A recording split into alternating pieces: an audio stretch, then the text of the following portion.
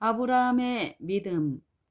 성경에서 우리에게 믿음을 길러야 할 필요성을 강조할 때 그 의미하는 바를 아는 것은 다른 어떤 지식을 얻는 것보다 훨씬 더 중요하다.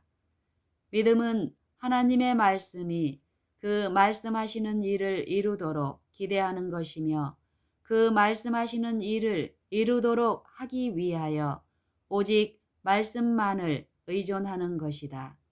아브라함은 믿음을 가진 모든 사람들의 조상이다. 그러므로 아브라함에 대하여 기록한 것은 믿음, 곧 믿음이 무엇이며 믿음은 그 믿음을 가진 자에게 무엇을 행하는가를 가르치기 위해서이다. 그러면 믿음의 일에 있어서 우리의 조상이 되는 아브라함은 무엇을 얻었다고 말할 수 있을까? 성경은 어떻게 말하고 있는가? 아브라함은 80살이 넘었고 그의 아내 사라도 늙었으나 아이가 없을 때에 하나님은 그를 이끌고 밖으로 나가 가라사대 하늘을 우러러 못 별을 셀 수 있나 보라. 또 그에게 이르시되 내 자손이 이와 같으리라고 말씀하셨다. 창세기 15장 5절. 그러므로 아브라함이 여호와를 믿으니 여호와께서 이를 그의 의로 여기셨다. 창세기 15장 6절. 아브라함이 하나님의 말씀을 받아들이고 말씀에 의지하여 그 말씀하신 일을 기대하였다. 그러므로 아브라함이 이 믿음으로 의롭다 하심을 받았다. 그러나 사라는 그의 기대를 하나님의 말씀에만 두지 않았다. 아이를 낳기 위하여 스스로 무엇인가를 해야 한다고 생각하여 아브라함에게 이렇게 말했다. 여호와께서 나의 생산을 허락지 아니하셨으니 원컨대 나의 여종과 동침하라. 혹 그로 말미암아 자녀를 얻을까 하노라. 창세기 16장 2절. 그 순간 아브라함은 오직 하나님의 말씀을 완전히 신뢰하는 믿음에서 벗어져 나갔다. 오직 하나님의 말씀만을 끝까지 바라고 의존하는 대신 사라의 말을 들었던 것이다. 그 결과로 아이가 태어나기는 했다. 그러나 모든 일이 사라에게 만족스럽지 못했기 때문에 자신이 만들어서 생긴 일을 거절하였다. 하나님께서도 이 일을 거절하시고 한 아이가 태어난 사실을 완전히 무시하여 버리셨다.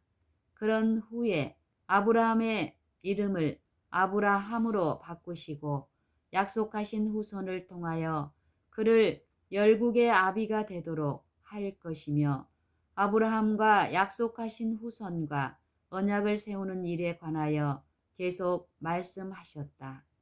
또 사레의 이름도 사라로 바꾸셨다. 왜냐하면 사레도 약속하신 후손을 통하여 열국의 어미가 될 것이기 때문이다. 아브라함은 하나님께서 이미 태어난 그 아이를 완전히 무시하는 것을 알고 이 문제에 주님의 관심을 끌려고 하면서 이스마엘이나 하나님 앞에서 살기를 원하나이다 라고 말했다. 그러나 하나님이 가라사대 아니라 내 아내 사라가 정녕 내게 아들을 낳으리니 너는 그 이름을 이삭이라 하라. 내가 그와 내 언약을 세우리니 그의 후손에게 영원한 언약이 되리라. 이스마엘에게 이르러는 내가 내 말을 들었나니 내가 그에게 복을 주어 생육이 중다하여 그로 크게 번성케 할지라. 그가 12방백을 낳으리니 내가 그로 큰 나라가 되게 하려니와 내 언약은 내가 명년 이 기한에 사라가 내게 낳을 이삭과 세우리라 고 말씀하셨다.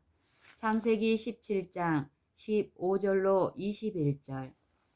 이 모든 일을 통하여 아브라함과 사라는 약속을 이행하고 하나님의 말씀을 성취하는 데 있어서 오직 그 말씀만을 의존하는 것 외에는 다른 길이 없다는 것을 배웠다. 사라는 그녀의 계략이 단지 불화와 고통만을 가져오고 약속의 성취를 지연시켰을 뿐이라는 것을 배웠다. 아브라함은 사라의 말을 들었을 때에 하나님의 말씀을 확고하게 붙잡지 못했으며, 그러므로 이제 그 모든 계략을 버리고 다시 하나님의 말씀으로 돌아가야 한다는 것을 배웠다. 그러나 지금은 아브라함이 99살이 되었다. 어쨌든 이것은 말씀의 성취가 어느 때보다 더 요원한 것 같이 보였고, 더욱 더 하나님의 말씀을 의존하고 보다 큰 믿음을 가지는 것이 필요하였다. 이제는 하나님의 말씀만을 그대로 믿는 것 외에는 다른 무엇을 의존할 것이 전혀 없었다. 그들은 그 말씀하신 바를 이루도록 완전히 그 말씀에 매달렸다. 그들 자신들의 모든 행위와 책략과 계획과 노력을 버리고 그 말씀하신 일을 이루시도록 하기 위하여 오직 믿음에 의지하고 오직 말씀에 매달리고 완전히 그 말씀에만 의존하였다. 이제 오직 말씀만이 역사할 길이 환히 열렸으므로 그 말씀이 능력으로 역사하여 약속하신 자손이 태어났다. 믿음으로 다시 말하면 인간은 무력하지만 말씀만을 전적으로 의지하여 믿음으로 사라 자신도 나이 늙어 단산하였으나 잉태하는 힘을 얻었으니 이는 약속하신 일을 미쁘신 줄 알미라. 히브리서 11장 11절. 이러므로 죽은 자와 방불한 한 사람으로 말미암아 하늘 허다한 별과 또 해변의 무수한 모래와 같이 많이 생육하였느니라. 히브리서 11장 12절. 이와 같이 하나님이 아브라함을 이끌고 밖으로 나가 가라사대 하늘을 우러러 무별을 셀 수 있나 보라. 내 자손이 이와 같으리라. 고 그에게 하신 말씀이 성취되었다. 이것은 믿음을 가르친 성경의 교훈이다. 그리고 이것은 성경이 우리에게 믿음을 기르는 필요성을 강조할 때에 의미하는 바이다. 왜냐하면 이것을 아브라함에게 곧 믿음으로 말미암는 하나님의 의로 여기셨기 때문이다. 그러나 저에게 의로 여기셨다 기록된 것은 아브라함만 이한 것이 아니요 의로 여기심을 받을 우리도 이함이니 곧 예수 우리 주를 죽은 자 가운데서 살리신 이를 믿는 자니라. 예수는 우리 범죄함을 위하여 내어줌이 되고 또한 우리를 의롭다 하심을 위하여 살아나셨느니라. 로마서 4장 23절로 25절. 그러므로 믿음으로 말미암는 자는 믿음이 있는 아브라함과 함께 복을 받느니라. 갈라디아서 3장 9절.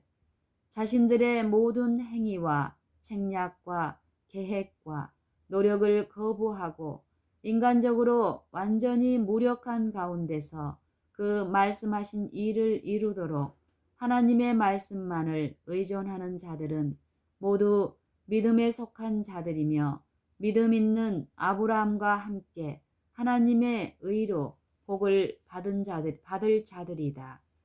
오, 믿음을 행사하는 법을 아는 것, 이것이 복음의 과학이다.